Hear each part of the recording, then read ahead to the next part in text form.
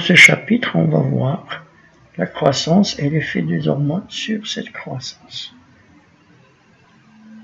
Alors, ce chapitre se déroulera selon le plan suivant: l'élongation cellulaire, le phototropisme, la croissance du bourgeon axillaire, la croissance de la racine, la croissance de la tige, la croissance de la feuille et le gravitropisme.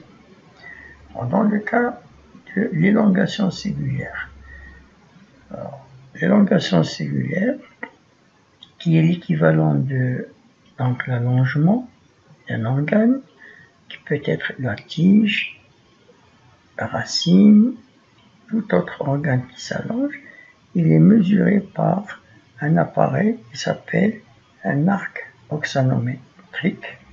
Alors cet arc permet de mesurer, comme vous voyez sur la photo, la variation de la hauteur d'une plante par la variation de l'aiguille en fonction de la distorsion de la tige, dans ce cas-là. Et un autre moyen de mesurer l'élongation cellulaire, c'est par un moyen plus sophistiqué qui utilise un ordinateur et un appareil où on dépose donc des segments d'hypocotyle, par exemple de soja, et le PC, il mesure au cours du temps, à partir du moment où la manip est démarrée, il mesure la variation de l'élongation au micromètre près, qu'il enregistre dans sa mémoire de l'hypocotyle. Alors celui-ci est appelé aussi oxanomètre. Alors, ces fragments d'hypocotyle de soja sont placés dans l'oxanomètre et leur croissance en longueur est enregistrée au cours du temps. C'est ce que vous avez ici dans cette figure.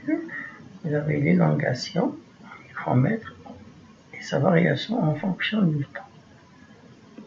Alors la courbe en bleu, elle représente le témoin, alors que le moment indiqué par la flèche rouge indique l'application d'une hormone qui est appelée l'auxine à une concentration de 10-5 molaires qui est ajoutée au milieu. C'est ce qu'on a la courbe noire.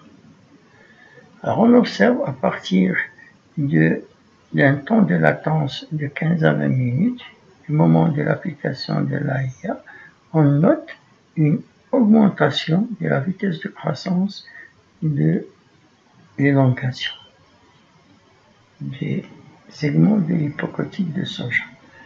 Alors la même expérience est faite, mais cette fois-ci on va mesurer la variation du pH en fonction du temps à partir du moment où on a appliqué une concentration d'AIA à 10-5 molaires.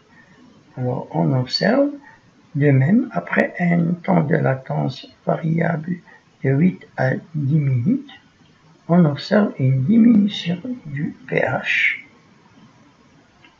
d'une valeur de 6,4 à 6 à peu près. C'est-à-dire qu'il y a une variation de 0,4 unités. Ensuite, alors que dans le témoin, il y a une faible variation du pH.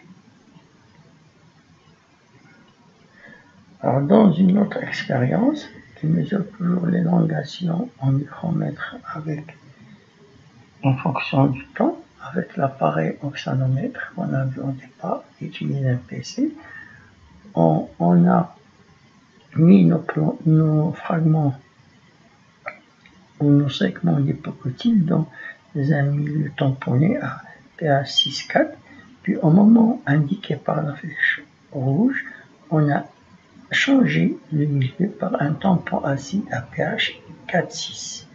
À ce moment-là, on observe rapidement une augmentation immédiate de la vitesse d'élongation. En conclusion, on peut dire que l'AIA a déclenché l'élongation et en provoquant une acidification du milieu. Alors cette acidification de la matrice spectrocellulosique de la paroi a provoqué 4 modifications. La première modification, c'est celle les liaisons hydrogènes entre les polymères de la paroi, ce qui va permettre le relâchement de la paroi. Deuxièmement, une activation des enzymes glucosyl hydrolase de la paroi, ce qui va relâcher les molécules entre elles de cellulose et d'hémicellulose. Et puis, troisièmement, une activation d'une protéine qui s'appelle une expansine, qui vient s'intercaler entre la cellulose et le xyloglucane, permettant ainsi le relâchement de la paroi. Et en quatrièmement, après ces événements-là, vient l'événement du déplacement du K+, de la paroi vers le cytosol puis la vacuole. Cette entrée de potassium vers la vacuole va augmenter la pression osmotique de la vacuole, ce qui va attirer de l'eau vers la vacuole et donc provoquer une turgescence cellulaire. Alors, la résistance de la paroi relâchée étant inférieure à la pression de turgescence provoquée par l'entrée de l'eau, étire la cellule alors sous la contrainte mécanique. Alors, le schéma suivant représente l'ensemble des événements qu'on a décrits depuis le début. Alors ici, vous avez à gauche, vous avez une cellule avec sa paroi en orange, son cytoplasme en beige, sa vacuole en bleu et son noyau en mauve. Alors, lorsqu'on applique le vaccin à notre cellule, on a premièrement une activation de la pompe ATP-ASIC et activation de sa transcription. Alors, cette pompe ATP-ASIC, qu'est-ce qu'elle a comme rôle? Elle permet le transport du proton H+ contre un gradient de concentration du cytoplasme vers la paroi. Alors, cette entrée de H+ dans la paroi va acidifier la paroi. C'est pour cela qu'on retrouve un milieu acide à l'extérieur de la paroi. Alors, cette acidification, comme on a dit, va activer certaines enzymes qui vont permettre le relâchement de la paroi par hydrolyse de certaines liaisons solides qui étaient entre les molécules de cellulose et d'hémicellulose. Alors, ensuite, le K+, lorsqu'il va sortir de la paroi vers le cytosol pour équilibrer la différence de charge provoquée par l'entrée massive de H+ contre un gradient de concentration, cette entrée de K+ va provoquer appel vers la cellule par augmentation de la pression osmotique de la vacuole. Alors, cette entrée suite à une augmentation de la pression osmotique par l'entrée de K+ dans la vacuole va provoquer une augmentation du volume de la vacuole. C'est le processus de turgescence qui va lui aussi permettre donc de produire une contrainte mécanique sur les parois internes de la vacuole, ce qui va permettre à la cellule de s'allonger. Dans le paragraphe grand 2, on va voir le phototropisme. Alors, qu'est-ce que c'est que le phototropisme? Le phototropisme, c'est le fait que la plante s'oriente vers la lumière, ou s'incline, ou se courbe vers la lumière. Alors, comme on voit ici sur la photo, une plante sur le bord de la fenêtre, et la tige, elle s'incline avec ses fleurs et feuilles vers la lumière. Alors, pour montrer ceci, on va parler de plusieurs expériences pour expliquer ce processus et expliquer qu'est-ce qui est responsable et quel est son mécanisme. Alors, première expérience dont on va parler, c'est l'expérience de Darwin qui a été réalisée en 1881. Alors, cet auteur ou ce chercheur, il a fait une série d'expériences allant de 1 jusqu'à 4. Alors, dans la première expérience, il a pris un coléoptile d'avoine qu'il a éclairé d'une façon anisotrope, c'est-à-dire d'un seul côté. Il observe évidemment une inclinaison vers la lumière. Alors, lorsqu'il décapite cette coléoptile, même si la lumière éclaire le coléoptile, on n'obtient pas de courbure. Lorsque par contre il couvre l'apex, de même il n'obtient pas de courbure. Mais par contre, lorsqu'il couvre la base du coléoptile, il obtient une courbure comme dans le cas du témoin.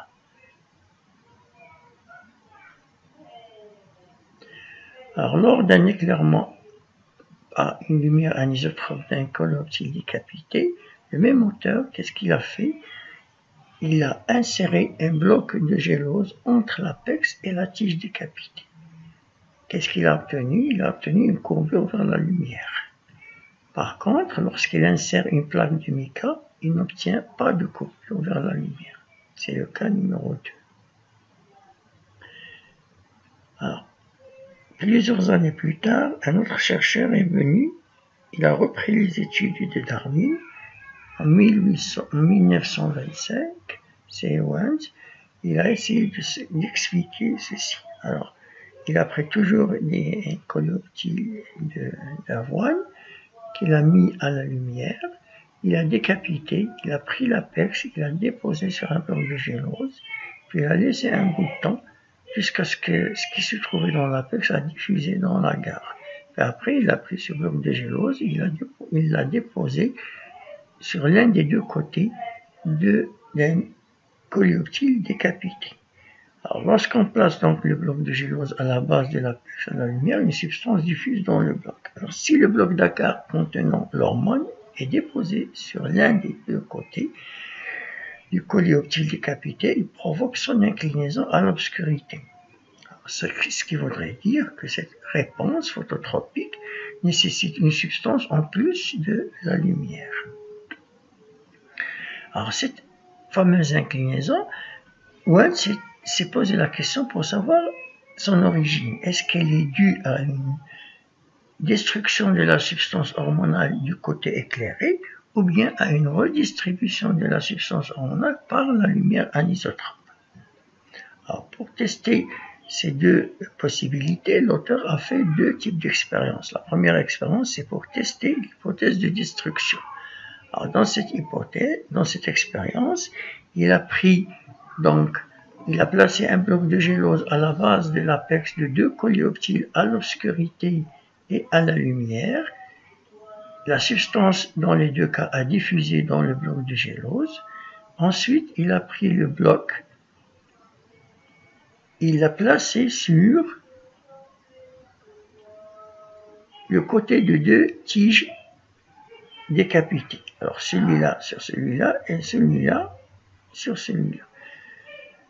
Et après, que devra-t-il se passer si l'hypothèse de destruction est vraie dans cette expérience? Alors, si l'hypothèse de destruction est vraie, la lumière de ce côté-là devrait détruire plus la substance et le coléoptile de ce fait-là devrait moins se courber ici. Or, l'auteur, il retrouve la même courbure, que ce soit dans ce cas ou bien dans ce cas-là. Même si le coléoptile a été maintenu à l'obscurité ou bien à la lumière, il trouve une courbure de 26 degrés dans les deux cas. Ce qui voudrait dire que l'hypothèse de destruction, elle n'est pas juste, elle est fausse. Alors, de même, l'auteur a essayé de tester l'hypothèse de redistribution de l'oxygène. Alors, pour cela, il a fait deux expériences, 1 et 2. Par une plaque de mica, il divise soit complètement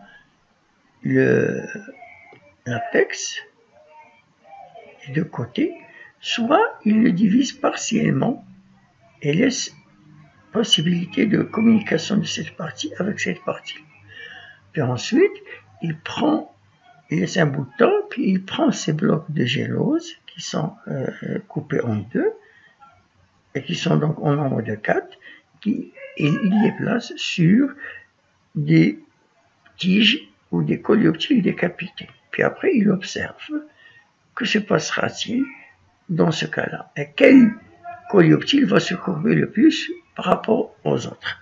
Alors, c'est ce qu'on va voir en bas, dans 4 et 5. Alors, lorsqu'on est dans ce cas-là, lorsqu'on a séparé partiellement le coléoptile, on a obtenu une différence d'inclinaison. Celui qui était, le bloc qui était du côté obscur a produit plus de courbure qui est 15,4. Par contre, celui-là, il a produit une courbure uniquement de 8,1. Par contre, le bloc de gélose qui est issu de l'apex totalement ou complètement séparé, lorsqu'il était éclairé, il a produit une courbure qui est égale à 11,2 ou 11,5 dans les deux cas. Alors, ce qui voudrait dire que le coléoptile ayant reçu le fragment de gélose du côté ombragé de l'apex partiellement divisé se courbe de 15,4. C'est le cas de l'expérience 4. Alors que les deux fragments de gélose de l'apex complètement divisé se courbent tous les deux de 11,2 et de 11,5. Alors, comment expliquer ceci du point de vue chimique? Alors, lorsqu'un éclairement anisotrope se produit, sur la face éclairée, il y a une molécule qui s'appelle la flavine mononucléotide des cellules de l'apex qui absorbe des radiations bleues. Cette molécule ou cette absorption va entraîner une fixation de cette molécule sur la phototropine de la membrane plasmique, ce qui entraîne une autophosphorylation du complexe FMN phototropine. Par contre, sur la face non éclairée, le complexe FMN phototropine ne s'autophosphoryle pas, ce qui entraîne la création de signaux intracellulaires, entraînant une redistribution et accumulation de l'oxyne sur la face non éclairée. Donc, on va voir la croissance du bourgeon axillaire et voir quels sont les contrôles qui se font à ce niveau-là et quelles sont les hormones qui sont impliquées dans ce processus. Alors, comme vous savez tous que le bourgeon axillaire, c'est un ensemble de cellules méristhématiques qui se trouvent à l'aisselle des feuilles. Et le schéma que vous avez ici vous le montre. Alors, première expérience dont on va parler, c'est l'expérience de Tillman et Skoog, réalisée en 1934 sur la fève. Alors, on a ici trois types de plantes, de fèves. La première plante, petit a, c'est la plante intacte. La deuxième, petit b, c'est la plante décapitée. Et la troisième plante, petit c, qui est décapitée et au sommet de laquelle il est déposé un bloc de gélose contenant de l'oxyde. Résultat, la comparaison des plantes A et B montre que le développement des bourgeons axillaires est inhibé par l'apex en activité. Mais lorsqu'on compare les plantes A et C, on observe que l'inhibition du développement du bourgeon axillaire se fait par l'oxyne. Alors, comment l'AIA inhibe le bourgeon axillaire? Alors, la figure suivante qui montre la variation de la croissance, que ce soit inhibition ou promotion, de la tige, du bourgeon axillaire et des racines en fonction de la concentration d'AIA. Alors, la racine, c'est cette courbe-là. Ce qui est en bleu, c'est le bourgeon axillaire. Et là, ce qui est en vert, c'est la tige. Alors, cette figure montre que dans les trois cas, on a un minimum, un maximum et une inhibition. De même ici pour le bourgeon axillaire, de même pour la tige. Mais par contre, lorsqu'on remarque, on observe bien la courbe de la croissance de la tige, on s'aperçoit que le maximum, la concentration pour laquelle on a le maximum de de croissance de la tige correspond à une valeur très supérieure au maximum de croissance du bourgeon axillaire. Par contre, ce maximum de la tige, il présente une condition défavorable pour la croissance du bourgeon axillaire et voire même une inhibition.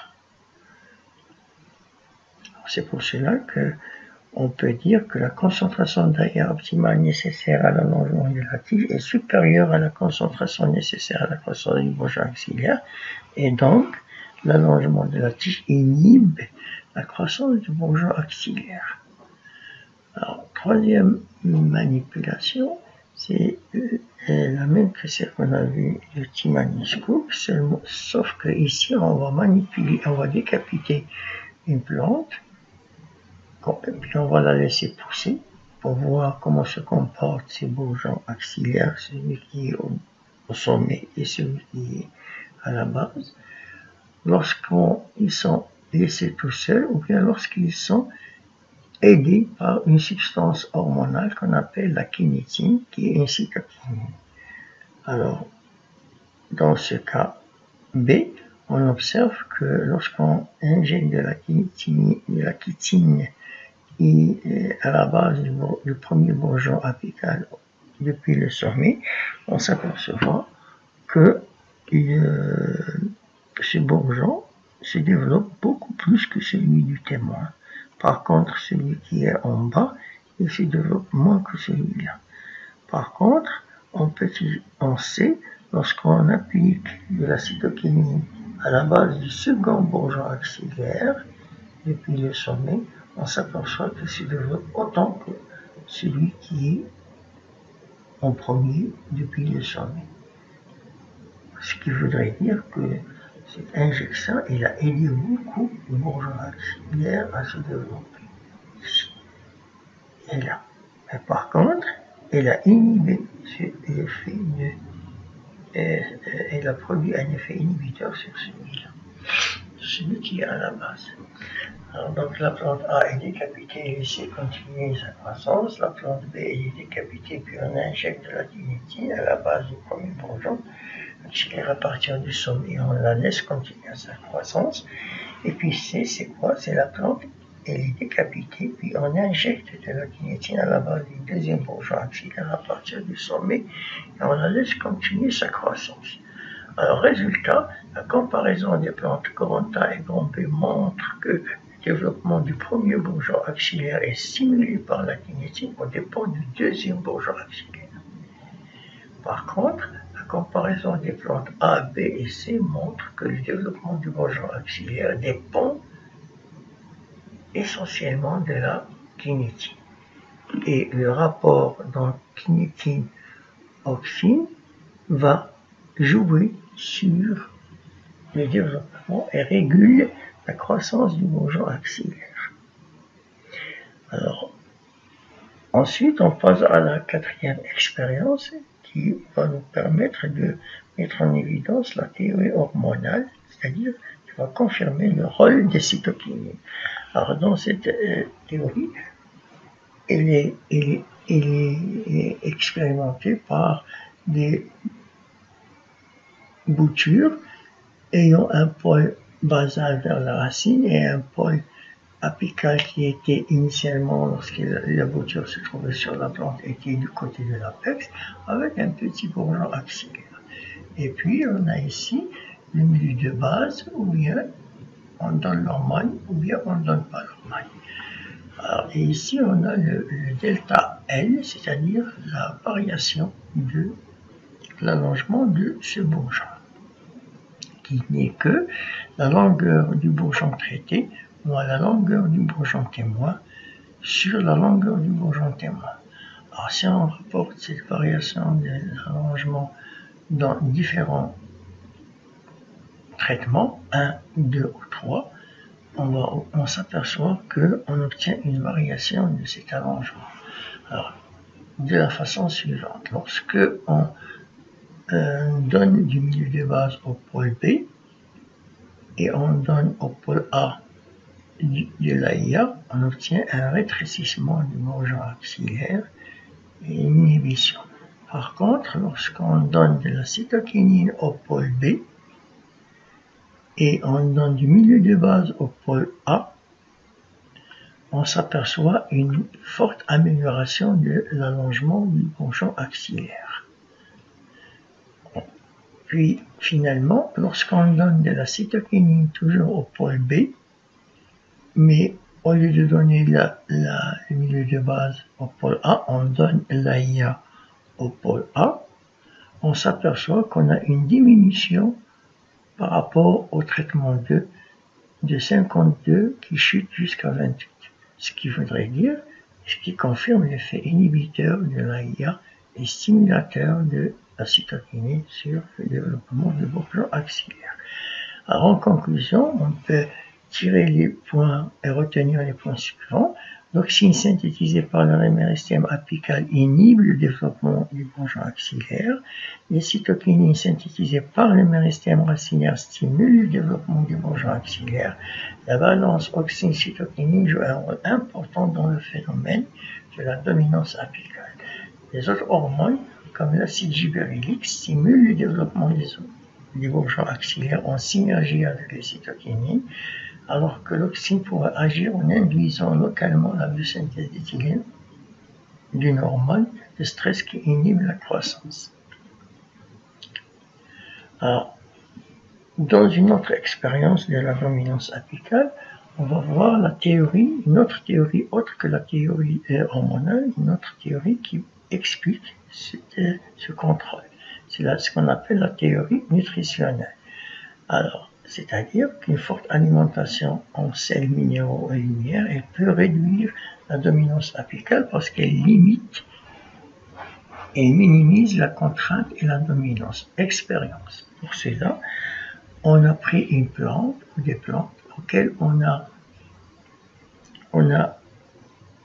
fait une ablation de tous les méristèmes, que ce soit apical ou axillaire, puis on a laissé notre plante se développer. À notre grande surprise, on s'aperçoit que les feuilles, ils ont augmenté et triplé de taille. Ce qui voudrait dire que les feuilles croissent fortement ici. Et sur une plante normale, elles n'atteignent jamais leur taille maximale, car le méristème apical détourne à son profit tous les nutriments. De la même manière, les méristèmes axillaires sont inhibés ici, car ils sont carencés par le méristème apical. C'est-à-dire que, selon cette théorie nutritionnelle, la dominance apicale se fait non seulement sur les bourgeons axillaires, mais sur aussi les producteurs de carbone, qui sont les feuilles, par le fait que le bourgeon apical prive et carence ces différents éléments de leur carbone. Alors, pour toujours continuer à étudier notre processus de la dominance apicale, il y a une hypothèse qui est mixte, c'est-à-dire qui stipule que les deux théories fonctionnent, c'est-à-dire que le bourgeon apical contrôle le bourgeon axillaire en utilisant la théorie hormonale et en utilisant la théorie nutritionnelle. Pour cela, on a besoin d'une expérience. Alors laquelle? Alors c'est simple, on a pris une plante à laquelle on a donné du saccharose radioactif au niveau de sa troisième feuille depuis la base. Et après, soit on a laissé la plante intacte, c'est-à-dire on a gardé le bourgeon apical, soit qu'on a décapité la plante, on a enlevé le bourgeon apical, soit qu'on a décapité la plante et on a ajouté un bloc de gélose contenant de l'AIA. Et dans ces trois cas de traitement, on a suivi la distribution du carbone, représentée ici en pourcentage, dans les différentes parties de la plante. Alors on s'aperçoit que lorsque la plante est intacte, la majeure partie du carbone photosynthétique s'accumule dans l'apex et dans la zone subapicale, et puis dans la racine, alors que dans les feuilles et les méristèmes secondes. Le méristème du bourgeon axillaire, il accumule une faible quantité. Par contre, lorsqu'on décapite, on enlève le bourgeon apical, il y a un gain de carbone dans ces zones-là. Ça passe de 0 à 7, ici ça passe de 0 à 6, ici ça passe de 0,2 à 4,2, ici de 0,3 à 3,8. Par contre, on note qu'il y a une augmentation du carbone vers les racines. C'est-à-dire que le bourgeon apical, lorsqu'il est éliminé, cette situation favorise la croissance du système racinaire. Par contre, lorsqu'on prend une plante décapitée et on lui ajoute de l'AIA au niveau de la section, au niveau de sommet, on retrouve les mêmes conditions que sur la plante intacte, une forte accumulation de carbone au sommet et une faible à nulle accumulation de carbone dans les méristèmes du bourgeon axillaire et dans les feuilles.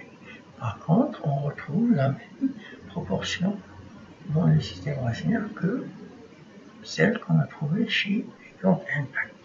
Alors, ce qu'on peut retenir de cette expérience, c'est que cette expérience confirme que les méristèmes actifs sont attracteurs de nutriments et que les méristèmes axillaires dominés sont carencés, comme les feuilles.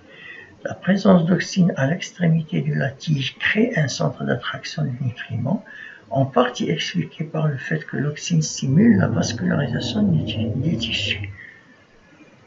Alors, une autre donnée tirée de la bibliographie montre qu'il y a une corrélation entre l'inhibition du bourgeon axillaire et son contenu en acide abscisique qui a été montré.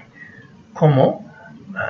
C'est simple parce que les auteurs ils ont trouvé que la quantité d'acide abscisique dans les bourgeons axillaires des plantes décapitées est toujours inférieure à la quantité d'abat des bourgeons axillaires des plantes intactes.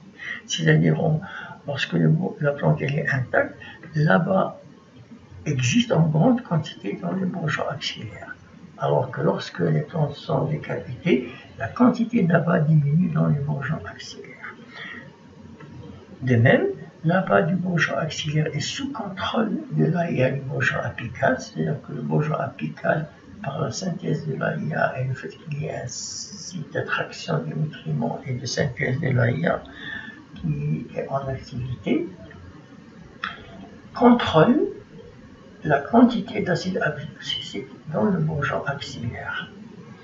Et puis, enfin, une application d'acide abscisique ou de cytokinine sur le bourgeon apical a été prouvée lever l'inhibition du bourgeon axillaire. C'est comme si on avait décapité. Alors, et enfin, cette figure, il vous montre un modèle physiologique intégré de l'ensemble des théories qu'on a expliquées. Alors, en vert, c'est la zone méristématique apicale, en beige, c'est la tige, et en bleu, c'est le méristème racinaire. Alors, il y a une mise en place d'une boucle de régulation positive qui s'auto-entretient et s'amplifie en faveur du premier méristème actif, celui issu de l'embryogenèse, et au détriment des méristèmes axillaires qu'il produit. C'est-à-dire que l'activité ou la croissance du bourgeon apical se traduit par une forte synthèse de l'acide indole acétique, qui est une auxine. Cette auxine elle est transportée dans la tige. Une partie elle est utilisée pour solubiliser les réserves de la tige et stimuler la vascularisation et attirer les nutriments vers le bourgeon apical, alors qu'une autre partie issue du bourgeon apical elle est dédiée à la croissance de la racine qui a besoin de sucre soluble et pour stimuler la synthèse de la cytokinine et des gibberellines qui, eux, œuvrent en synergie pour la dominance apicale et donc favorisent la croissance du bourgeon apical. À côté de ces deux hormones, il y a évidemment l'OLS-neuron et ces minéraux qui sont attirés plus vers l'apex par le fait de la synthèse et la migration de l'auxine apicale vers les racines. Et c'est pour ça que l'auteur ici, il parle d'une boucle de régulation. Hein. Il y a une certaine boucle de régulation qui est en faveur du premier bourgeon apical qui est issu de l'embryogenèse et qui fonctionne au détriment des méristèmes axillaires qui est produit. Ceci, c'est en d'autres termes, c'est ce qu'on appelle notion physiologique de préséance, c'est-à-dire le premier bourgeon venu est le premier servi,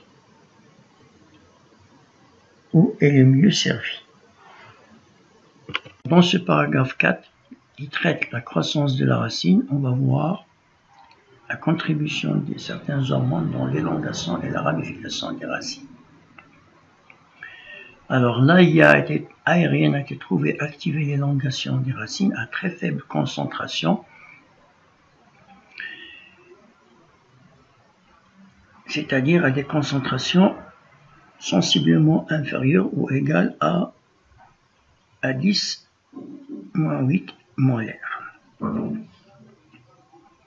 Pour des concentrations supérieures à cette concentration, par exemple des concentrations qui stimulent l'allongement maximal des tiges ou bien des bourgeons axillaires, on trouve que l'élongation des racines elle est inhibée. Alors, si dans les racines, la concentration d'AIA augmente de 10-6 à 10-3, qui habituellement augmente l'élongation des tiges, on a diminution importante de l'élongation des racines par stimulation de la synthèse de l'éthylène. Par contre, cette élévation de la concentration d'AIA induit une initiation des racines secondaires par l'AIA produite dans la partie feuillée, c'est-à-dire les feuilles et les bourgeons, qui assurent alors le contrôle de ce type de racines. Alors, de même, on a constaté que l'ablation des pointes de racines principales ou l'application d'antagonistes d'AIA, c'est-à-dire des inhibiteurs de l'AIA, cette ablation ou cette application a été trouvée entraîner une stimulation de l'élongation des racines latérales. Donc, production d'AIA endogène des pointes des racines est suffisamment importante pour induire une diminution importante de l'élongation des racines latérales. En conclusion, on peut dire que l'élongation racinaire est contrôlée par l'AIA foliaire et racinaire. Par contre, la ramification racinaire elle est contrôlée seulement par l'AIA foliaire, c'est-à-dire l'AIA produite dans la partie feuillée. Alors, de même, on a constaté que l'équilibre des cytokinines et des auxines détermine le type d'organes formés. Par exemple, lorsque les cytokinines sont très élevées, à une concentration de 1 mg par litre, et les auxines à 0 concentration, on a stimulation de la formation des feuilles, comme vous voyez ici. Par rapport aux témoins. Par contre, lorsqu'on a dans le milieu une forte concentration de cytokinine, qui est de 1 mg par litre, et une concentration aussi importante d'auxine, qui est de 0,5 mg par litre, on obtient un arrêt de croissance et obtention, un arrêt de différenciation de l'organe, et on obtient dans ce cas-là des cales, c'est-à-dire des tissus non différenciés.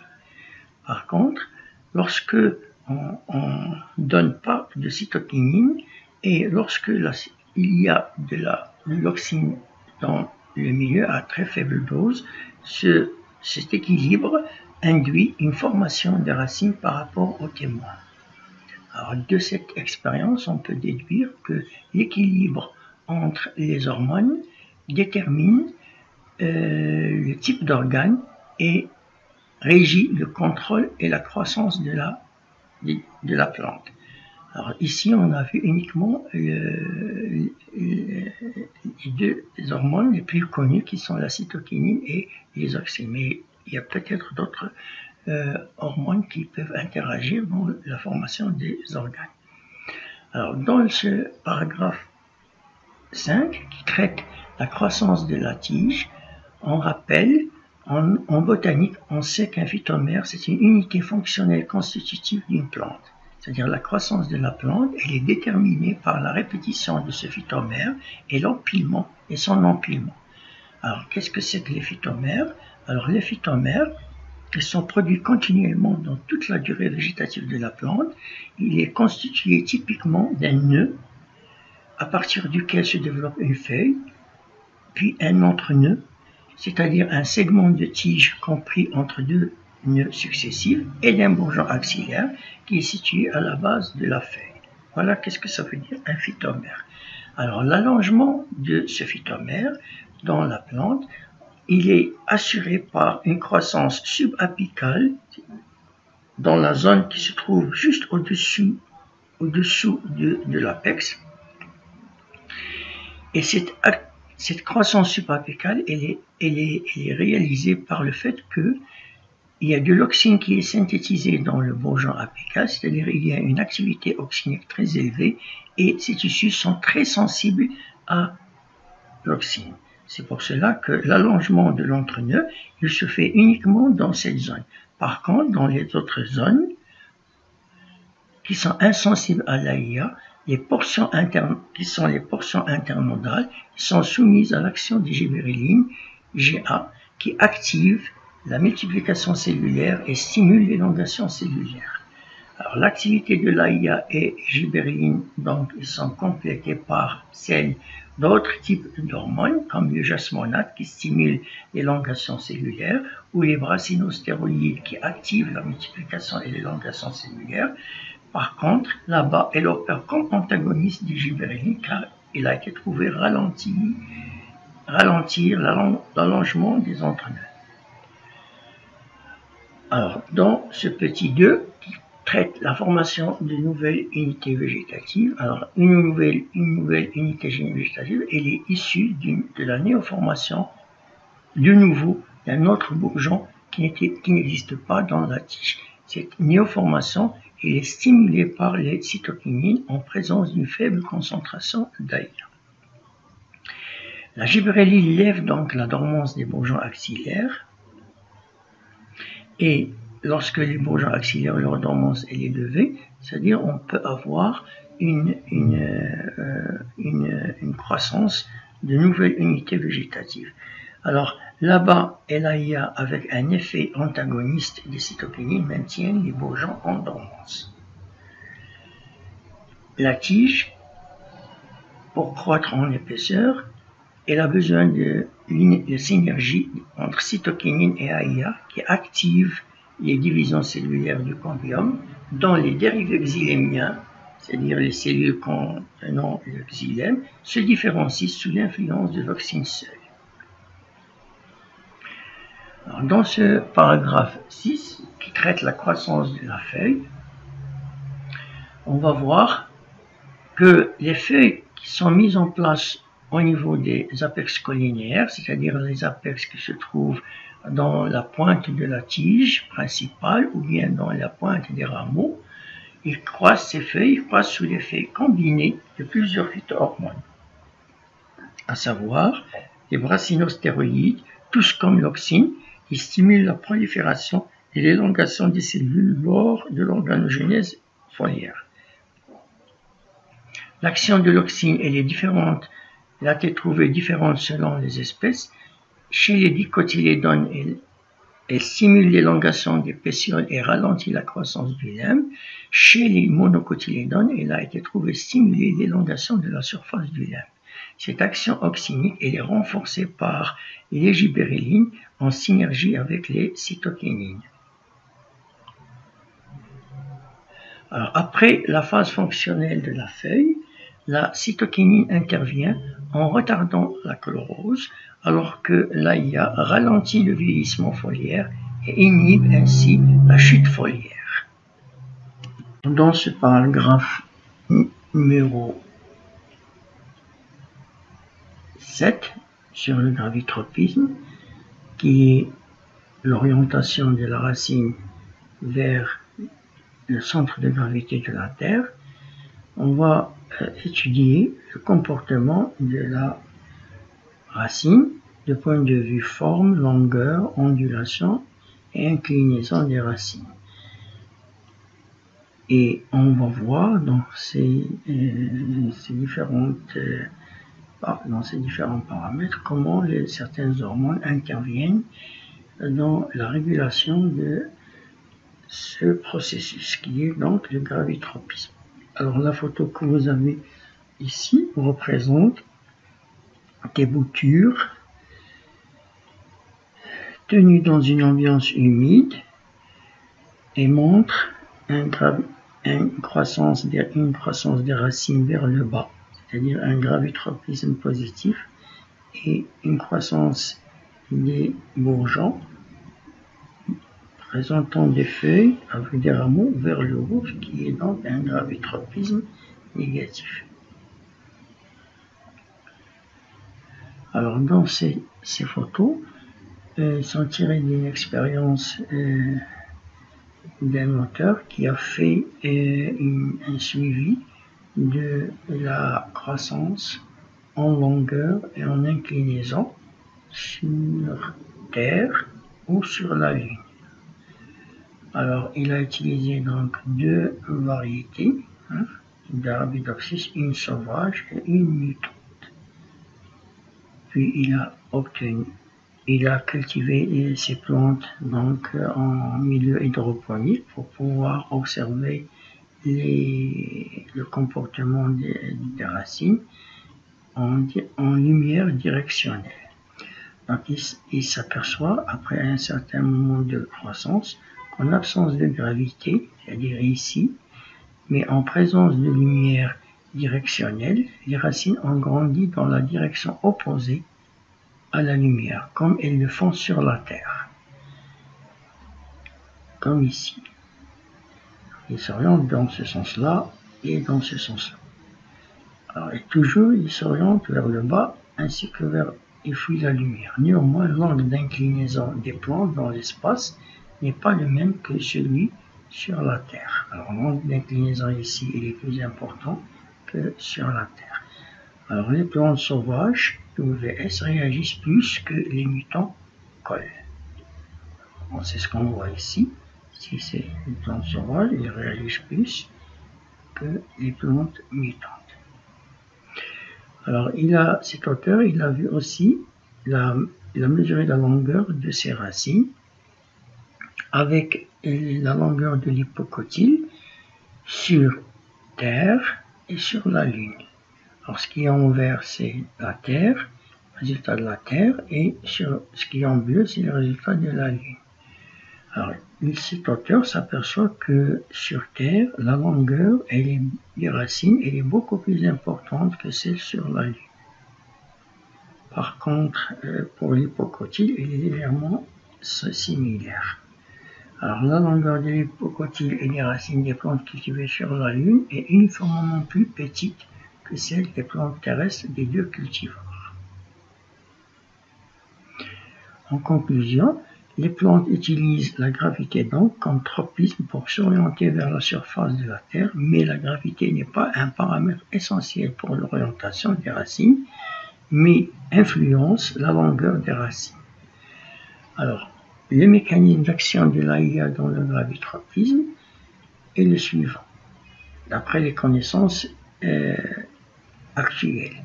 Alors, le repositionnement de certains types d'organites cellulaires qui sont des statolites, c'est-à-dire le changement de leur position qui est très important. Alors, le repositionnement des statolites mobiles modifie la perméabilité de la membrane plasmique. Ainsi, le calcium entre dans le cytosol où il active certaines protéines qui sont appelées des protéines PIN qui sont utilisées dans la membrane plasmique. Cette activation des protéines PIN redistribue l'auxine dans les tissus de l'apex racinaire. Alors pour schématiser ceci, on a deux cas ici, le cas vers la gauche et vers la droite. Le cas vers la gauche, c'est une inclinaison. Alors vous avez ici les statolites qui sont contenus dans des statocytes. Alors vous voyez, par rapport à lorsque la racine est verticale, les statolites sont vers le bas, alors qu'ici, ils ont été repositionnés, ils ont été inclinés, ils ont pris une position inclinée. Alors cette inclinaison est là, d'après le mécanisme dont je vous ai parlé, cette inclinaison, c'est elle qui est responsable d'une modification de la perméabilité membranaire envers le calcium, qui a stimulé la synthèse de certaines protéines PIN. Ces protéines PIN sont responsables du transport de l'oxine de ce côté-là vers ce côté-là, ce qui a augmenté donc la concentration d'oxine ici et diminué la concentration d'oxine ici. Cette diminution de la concentration d'oxine ici est responsable de l'allongement des cellules de la racine, d'où augmentation du poids et courbure de la racine vers le bas. Alors que ici, il n'y a pas eu repositionnement des statolites parce que la racine elle est verticale, donc il n'y a pas eu de changement de la membrane cytoplasmique vis-à-vis du calcium, donc il n'y a pas eu stimulation de transporteur PIN, donc l'auxine elle est restée à part égale dans les deux faces de la racine. Et du coup, il n'y a ni courbure, ni rien du tout qui a eu lieu, et la racine a continué sa croissance vers la profondeur.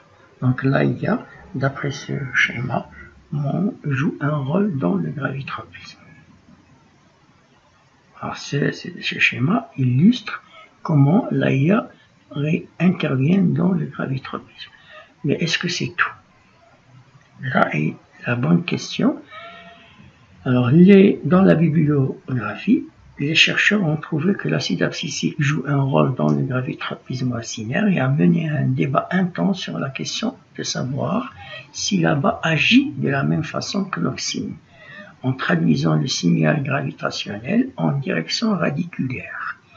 Alors, bien que des progrès considérables ont été réalisés au cours des 2 dernières décennies pour établir le rôle de l'auxine dans le gravitropisme nécessaire, peu de progrès ont été réalisés dans la caractérisation du rôle de l'ABA dans ce processus.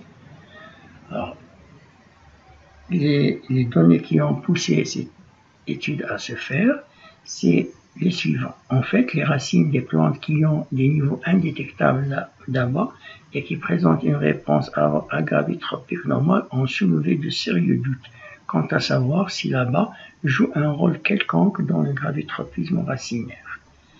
Lorsque les plantes d'Arabidopsis sont cultivées dans une chambre fermée avec un gradient d'humidité, leurs racines s'éloignent de la région de potentiel hydrique inférieur. Cette réponse hydrotropique surmonte la réponse gravitropique et donc la racine va s'orienter plus vers l'eau que vers la gravité, ce qui montre que la gravité affecte peu par rapport à la racine, l'orientation de la racine par rapport à l'eau. Alors, premier résultat de l'expérience de cet auteur. Alors, cet auteur, il a pris donc 2 variétés de l'Arabidopsis, une variété sauvage appelée col et une variété OX1-7 qui est un mutant déficient dans le transport de l'AIA. Puis il a cultivé ces plantes donc dans un milieu contenant une concentration de 0,2 millimolaire de KNO3. Alors il observe que les 2 variétés se comportent de la même façon et les racines s'éloignent vers le bas. Alors le trait noir que vous avez ici, c'est le trait qui montre que le moment où il y a eu début d'une variation dans l'orientation de la racine en profondeur. Alors là, on voit qu'il y a une orientation et un changement dans l'orientation par rapport à ici. C'est-à-dire que l'inclinaison ici est plus importante qu'ici. Alors de même, cet auteur, il a penser à augmenter la concentration en KNO3 pour voir comment va se comporter ces deux variétés. Alors dans la variété col, on trouve toujours une légère inclinaison avec des ondulations du système racinaire. Par contre, sur la variété OX1,7, qui est mutante en transporteur d'AIA, on a un arrêt de la croissance en profondeur et forme d'ondulation au niveau de ces racines. C'est-à-dire que la racine ne peut plus s'avancer vers la profondeur. Alors, cet auteur, il a fait aussi la même étude, il l'a refaite avec, cette fois-ci, la même concentration en KNO3 qui est donc de 50 mmol, mais il a changé KNO3 par KCl. Il a observé les mêmes résultats que lorsqu'il s'agissait de KNO3. Alors, il a pu de cela tirer la conclusion suivante. Une forte concentration de KNO3 dans les milieux favorise l'ondulation des racines. Une forte concentration de KNO3 a un effet négatif sur le gravitropisme racinaire. Cet effet est dû en partie à la forte force ionique et en partie à cause du signal élevé du KNO3. Alors, toujours dans le même esprit d'idée, ces auteurs, ils ont fait d'autres expériences parce qu'ils soupçonnaient au départ l'intervention de l'acide abscisique dans le gravitropisme. Alors, les photos que vous voyez ici, c'est des photos donc des plantules cultivées en in vitro sur un milieu gélosé. Alors, vous avez ici la flèche contenant un milieu contient pas là-bas ou contient là-bas. Alors, vous avez le OX1,7, la variété col, de même. Vous avez la flèche en bas qui montre le sens de gravité de la boîte. Ça veut dire que la boîte elle est verticale. Et les plantules qui sont ici, c'est des plantules qui ont germé et cultivées pendant 5 jours sur un milieu KNO3 faible, puis transférées dans un milieu contenant ou non de l'acide abscisique. Et ces études, c'est les études de Hahn et Hall 2009. Alors, les statistiques et les mesures de ces orientations vont nous permettre de répondre à la question suivante, c'est-à-dire dans quel cas de ces 4 cas il va se courber plus vers le bas ou vers le haut. Alors le résultat de cette estimation montre ce graphe, est regroupé dans ce graphe. Alors vous avez ici la fréquence de la courbure vers le haut, c'est-à-dire up, down, walk, curvature, c'est courbure vers le haut, et là, vers le bas, c'est courbure vers le bas. Alors vous avez ici la variété col et la variété ox. Puis vous avez ce qui est en gris foncé, c'est le milieu ne contient pas là-bas, et ce qui est en gris clair, le milieu contient là-bas. Alors ici donc chez la variété col et ici chez la variété OX1,7. Alors on s'aperçoit que pour la variété col, quel que soit le milieu, que le milieu contient ou ne contient pas là-bas, on a une progression du système racinaire en profondeur. Et le système ne tend jamais à monter vers le haut. C'est-à-dire qu'il n'y a pas d'ondulation et de redressement de la racine vers le haut. Par contre, sur la variété OX1,7 qui est déficiente en transporteur de l'AIA, l'auteur, ils ont trouvé, lorsqu'il n'y a pas d'abat, le comportement est légèrement semblable à celui de la variété col. Et lorsqu'il y a de l'abat, le comportement de la racine, c'est-à-dire la courbure, le sens de courbure de la racine, a tendance à aller vers le haut. C'est-à-dire on a à peu près 30% des racines des plantules qui présentent une courbure vers le haut, alors que seulement 60% ont une courbure vers le bas. Ce qui veut dire que là-bas, chez les mutants 1,7 produit un effet sur le gravitropisme. En conclusion de cette analyse, là-bas, affecte la fréquence avec laquelle les racines horizontales des mutants agravitropiques OX1. Pourquoi agravitropiques? Parce que du fait que c'est des mutants OX1, 7, ils n'ont pas de transporteur d'auxine, donc ils ne peuvent pas suivre la gravité. C'est pour cela qu'on leur dit agravitropiques. Donc, se courbent vers le haut ou vers le bas. C'est-à-dire que là-bas affecte le gravitropisme de ces courbures, et les plantes OX1,7. Alors, de même, ces auteurs sont allés beaucoup plus loin pour essayer de comparer l'effet de là-bas à l'effet d'autres inhibiteurs de transport de l'AIA, qui est donc le NPA, en utilisant uniquement des mutants agravitropiques et qui sont placés verticalement. Alors, dans le cadre de cette cours, je ne présente que les résultats verticaux, mais l'auteur, il a travaillé aussi sur des plantes qui sont placées horizontalement, mais en général, les résultats sont les mêmes. Alors, dans cette figure, on voit le comportement des racines du mutant OX1 et de la variété col lorsque le milieu contient de là-bas. Alors, lorsque le milieu contient de là-bas, la variété col, il ne donne aucun résultat. C'est-à-dire que les racines vont toujours en profondeur, alors que les mutants OX1 présentent des racines avec des ondulations. Alors, ceci montre que ces mutants déficients en transporteurs d'auxine sont plus sensibles à l'effet de là-bas que la variété col, qui n'est pas déficiente en transporteur d'auxine et qui transporte donc l'auxine dans sa racine de façon normale.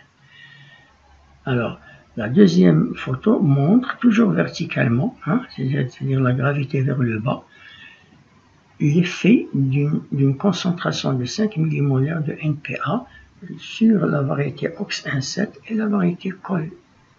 Alors, dans ce cas-là, on s'aperçoit que la majorité des racines du OX1,7 sont nulles, alors que chez la variété col, il y a quelques-unes qui ne sont nulles pas, mais qui s'inclinent quand même, mais il y a des ondulations qui sont notées. Alors, ceci montre que même le col, lorsqu'il utilise l'AIA dans la migration de la racine vers la profondeur, parce que lorsqu'on inhibe le transport de l'AIA dans ces variétés qui ne sont pas déficientes en transporteur d'AIA, on a présence d'ondulation. Les racines sont empêchées, ils ne peuvent plus aller en profondeur. Alors, la photo suivante montre donc les trois cas. Le cas qu'on vient de voir, en présence de 5 micromoles de NPA, OX et col. Lorsque le cas de là-bas, alors ici, donc là-bas, lorsqu'on le donne à la variété col, pas de problème, la racine continue à migrer vers le bas. Seulement ici, pour le OX, il y a des ondulations. Alors, ce qui est nouveau, c'est lorsqu'on met là-bas un NPA, on le donne à la variété col et à l'OX1,7. Alors on s'aperçoit que dans les deux cas, on obtient une ondulation et un redressement de la racine vers le haut. Alors ceci montre que le NPA et là-bas, tous les deux ont un effet sur le gravitropisme de la racine. Alors, en conclusion, l'effet négatif de là-bas et du NPA sur le gravitropisme racinaire des mutants défectueux dans le transport de l'AIA suggère que là-bas agit probablement de la même manière que NPA en inhibant le transport de l'auxine, c'est-à-dire avec un effet antagoniste de l'auxine. Alors, pour confirmer ceci, l'auteur est allé voir d'autres types d'expériences. Alors, qu'est-ce qu'il est allé voir? Il a pris des marqueurs sensibles à l'auxine qui sont appelés IAA de Gus dont les résultats sont représentés dans la figure G, et le deuxième marqueur DR5-GFP et dont les résultats sont représentés dans la figure KM. Alors ces marqueurs, ils ont leur expression, elle est étroitement liée à l'auxine endogène, c'est-à-dire lorsqu'ils s'expriment, ça veut dire qu'il y a de l'auxine qui se trouve dans les parages, dans ces cellules.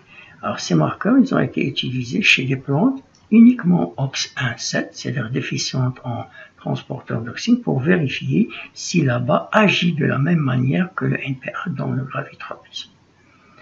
Alors les résultats que ces auteurs ont obtenus sont les suivants. Alors vous avez la photo E jusqu'à G, c'est le premier marqueur, IAA de Gus, et le deuxième marqueur de la photo K à la photo M.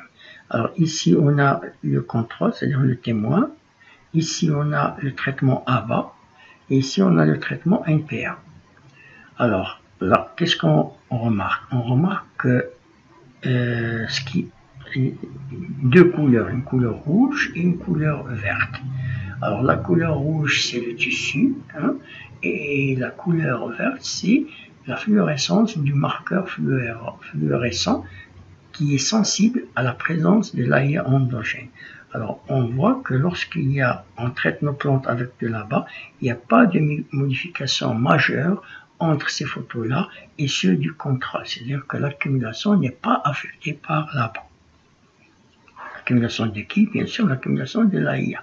Par contre, lorsqu'on regarde chez ces mutants l'effet d'IL 5 micromol de NPA, on voit qu'il y a une forte accumulation de l'ABA, de l'AIA dans le méristème. Alors, par rapport au traitement ABA et par rapport de même au traitement témoin. Ce qui montre que l'effet de l'ABA n'est pas le même que l'effet du NPA sur l'accumulation de l'AIA, donc sur le gravitropisme. Alors, les racines traitées à la NPA ont montré une augmentation de l'accumulation d'auxine dans le méristème racinaire, forte intensité de couleur verte fluorescente.